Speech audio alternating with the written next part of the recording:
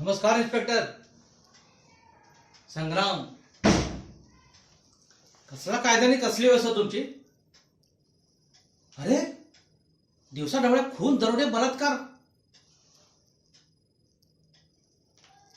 धाक नावाची काय गोष्ट आहे का या गुंडांच्यावर?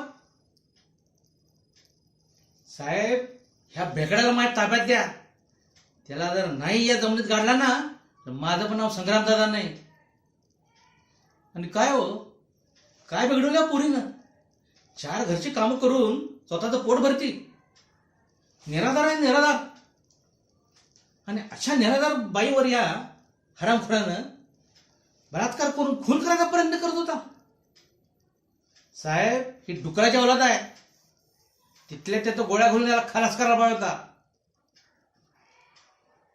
आणि ही राजकारणी मंडळी या पोरीवर असला प्रसंग ओढवलाय